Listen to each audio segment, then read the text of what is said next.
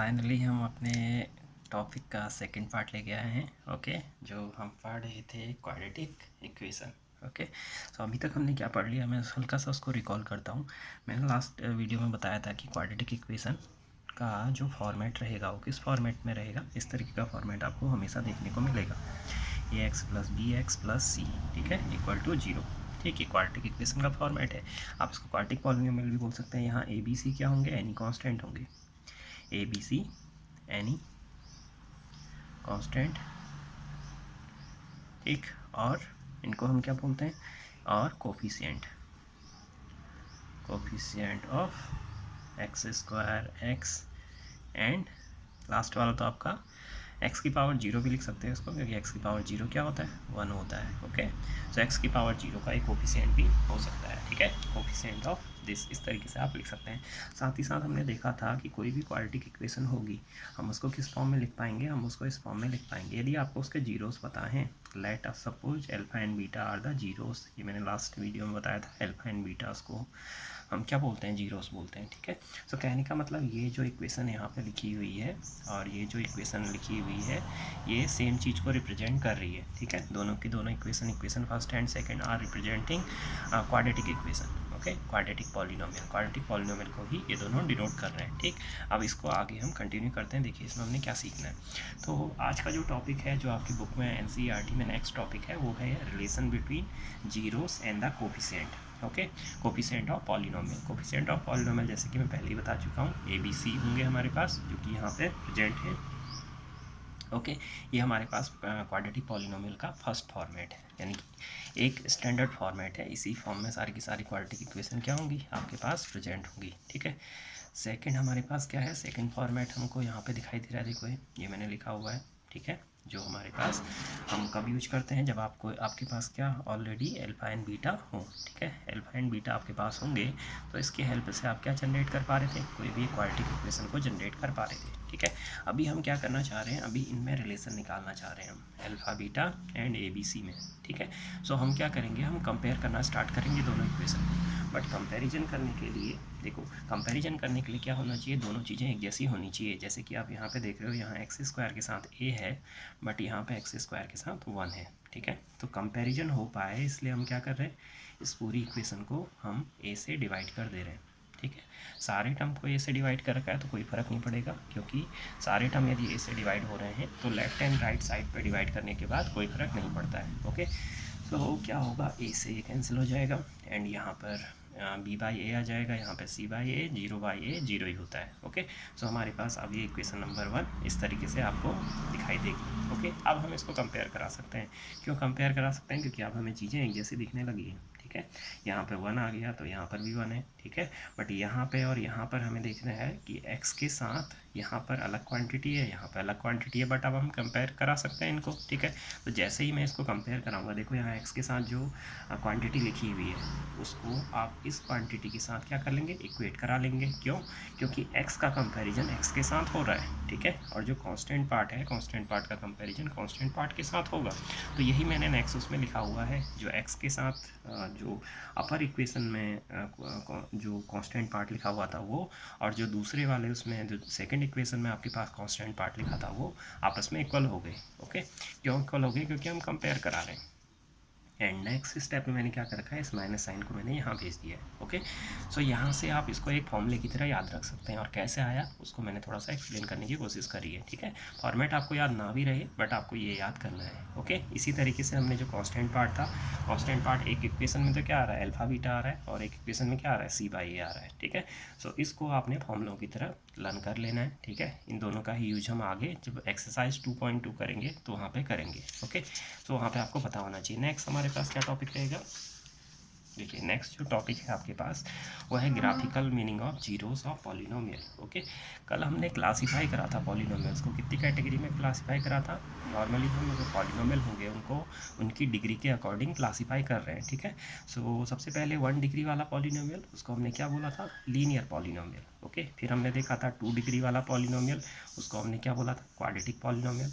और फिर 3 डिग्री वाला पॉलिनोमियल, उसको हमने क्या बोला था, cubic polynomial. Okay, so start कर रहे हैं हम लीनियर पॉलिनोमियल के साथ। अब जो लीनियर पॉलिनोमियल होगा उसकी फॉर्म कैसी होगी, यहाँ पे फॉर्म लिखी हुई है। ओके, ax + b टाइप का वो हमें दिखाई देगा। तो इसके लिए हम एक एग्जांपल ले रहे हैं, एग्जांपल की हेल्प से थोड़ा समझने की कोशिश करते हैं, ठीक है।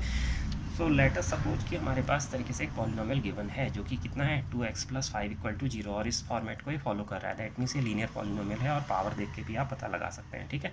और इसको मैंने एक्सप्लेन करा हुआ है फर्स्ट वीडियो में, यदि किसी ने नहीं देखा है तो वहाँ से देख सकता है अच्छे से। ओके, सो हम इसको क्या बोल रहे हैं, ये जो पर्टिकुलर क्वान्टिटी है इसको मैं px बोल दे रहा हूँ। px क्यों बोल रहा हूँ, क्योंकि p रिप्रेजेंट करेगा पॉलिनोमियल को, और ये जो पूरा का पूरा पॉलिनोमियल है x के टर्म्स में है, तो इसलिए px लिखा हुआ है। ओके, अच्छा, तो इससे पहले कि मैं इसको आगे स्टार्ट करूँ, मैं एक चीज़ आपको बता देता हूँ जो आपने क्लास 9th में पढ़ी है। हम इस तरीके से लाइन का ग्राफ ड्रॉ कर सकते हैं, ठीक है।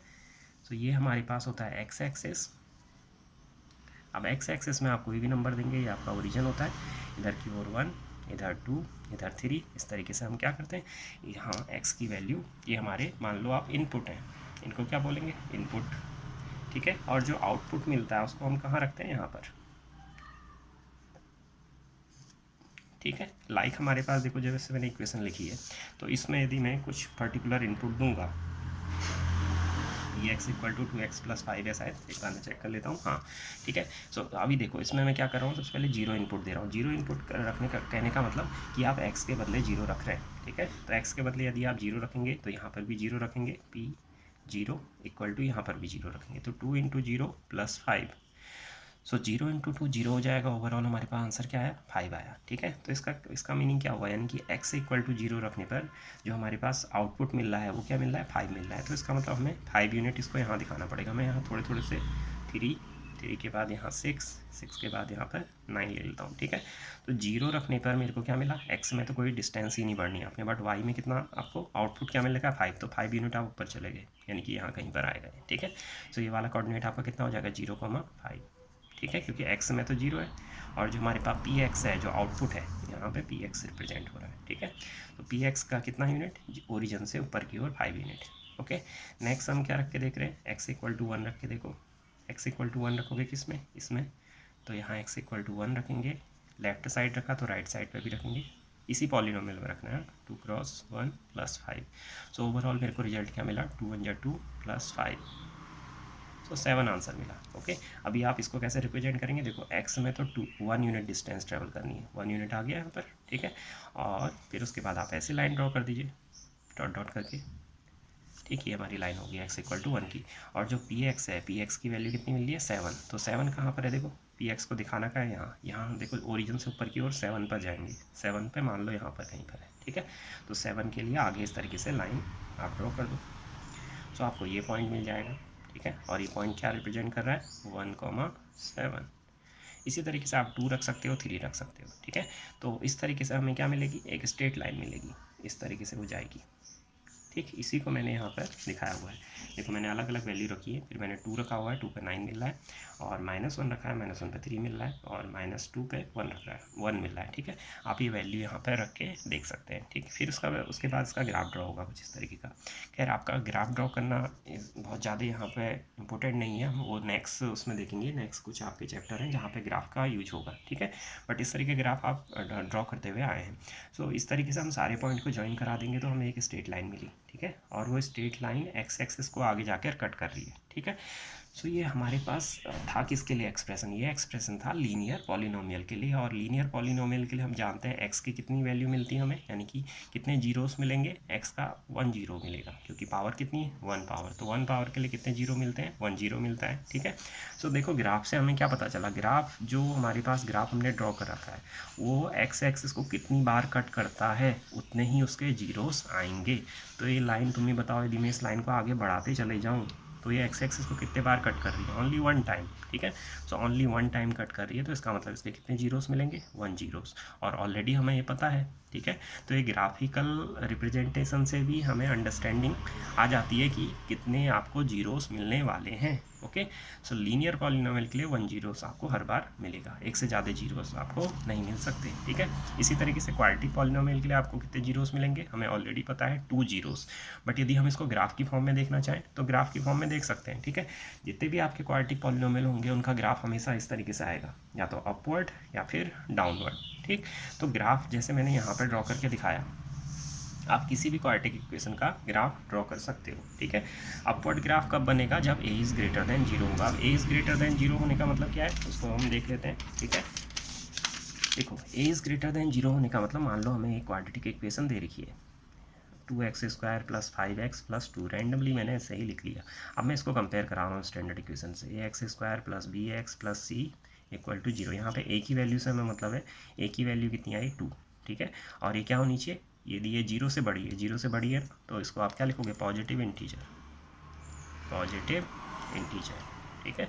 यदि ये पॉजिटिव इंटीजर होती है, यानी कि a इज़ ग्रेटर देन 0 होता है, या आप पॉजिटिव इंटीजर करके भी याद कर सकते हो, तो जो हमारा ग्राफ बनेगा वो किस नेचर का बनेगा, अपवर्ड बनेगा, इस तरीके का बनेगा, ठीक है, ऊपर की ओर बनेगा, ठीक। अच्छा, फिर उसके बाद ऐसा भी हो सकता है, अभी हम इसका एक और केस देख रहे हैं। देखो, ये वाले ग्राफ में हमने क्या करा, ये वाला ग्राफ ड्रॉ करा। अब ड्रॉ करने का तरीका वही है, ठीक है, बट आपको ड्रॉ नहीं करना है, तो इसलिए मैं इसको ज़्यादा एक्सप्लेन नहीं कर रहा हूँ। तो इस तरीके से हमने ग्राफ ड्रॉ करा, और ग्राफ में कितने पॉइंट पे कट करा, 2 पॉइंट पे कट करा। इसका मतलब हमेशा क्वाड्रेटिक इक्वेशन के आपको 2 रूट मिलेंगे, यहाँ से पता चल रहा है, ठीक है। मे बी आप किसी केस में ऐसा भी हो सकता है कि 1 रूट मिले, ठीक है, जैसे कि यहाँ पर हो रहा है, ग्राफ ने कितनी जगह कट करा, 1 पॉइंट पर ही कट करा, ठीक है। सो हमेशा ऐसा नहीं होता कि आपको कितने रूट मिलेंगे, 2 रूट मिलेंगे। रूट मिलते तो हैं, बट होता क्या है, जो आपके रियल रूट होते हैं, रियल रूट इस लाइन में आते हैं, ठीक है। और जो इमेजनरी रूट होते हैं, जो हम फाइंड आउट नहीं कर पाते हैं, वो हम हायर क्लासेस में पढ़ते हैं। हमेशा 2 ही रूट मिलेंगे, बट जो अभी हमने पढ़ने हैं वो हमने क्या, कैसे रूट पढ़ने, रियल रूट्स पढ़ने हैं। तो रियल रूट्स मैक्सिमम आपको 2 मिल सकते हैं, 1 भी मिल सकता है, या कभी नहीं भी मिल सकते हैं। आप इक्वेशन ही सॉल्व नहीं कर पाएंगे, ठीक है। इक्वेशन सॉल्व कर पाएंगे तो, बट वो इस तरीके से होंगे जो आपके कोर्सेज में नहीं है, ठीक है। इमेजनरी रूट्स का कॉन्सेप्ट आपके कोर्स में नहीं है, ओके। सो इस तरीके से होता है। आपने यदि a ग्रेटर आ रहा है, तो a ग्रेटर के केस में, यानी कि a की वैल्यू यदि 0 से बड़ी है, तो आपका ग्राफ इस तरीके से बनेगा, अपवर्ड, ठीक है, या तो ऐसे या तो ऐसे, ठीक।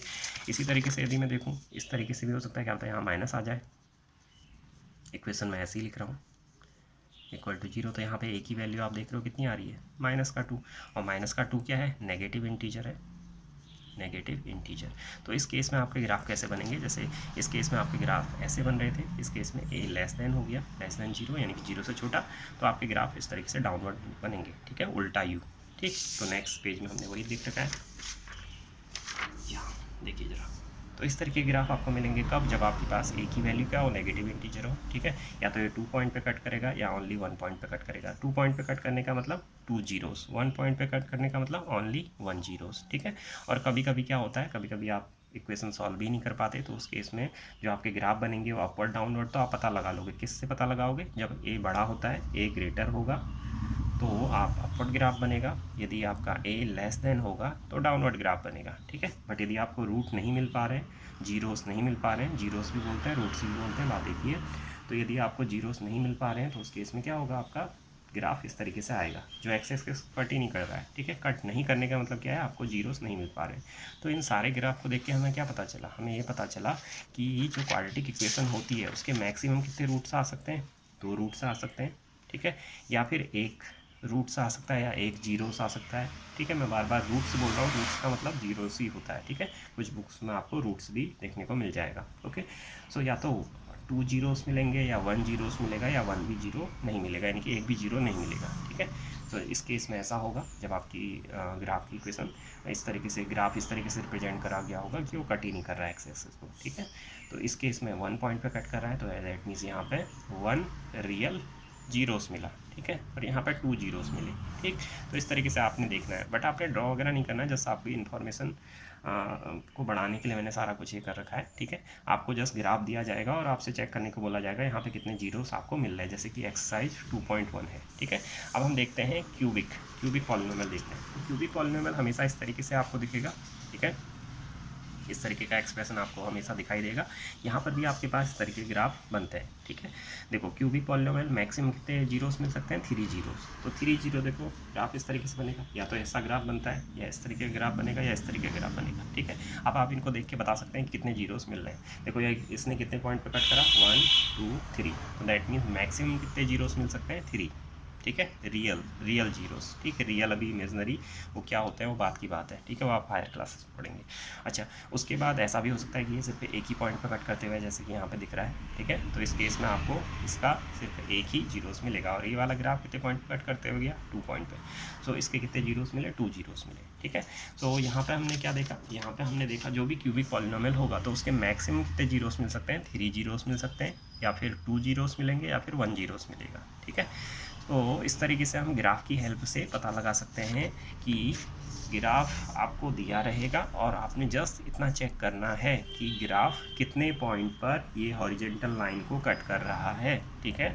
यदि वो 3 पॉइंट पे कट कर रहा है तो 3 जीरोस आएंगे, 2 पॉइंट पे कट कर रहा है तो 2 जीरोस आएंगे, यदि 1 पॉइंट पे कट कर रहा है तो ओनली 1 जीरोस मिलेगा, ठीक है। और कट ही नहीं कर रहा है तो कोई जीरोस नहीं मिलेगा। देखो जैसे 1 जीरोस वाला केस हो गया, यहाँ पर 2 जीरोस वाला केस हो गया, यहाँ पर 1 जीरोस वाला केस हो गया, ठीक है।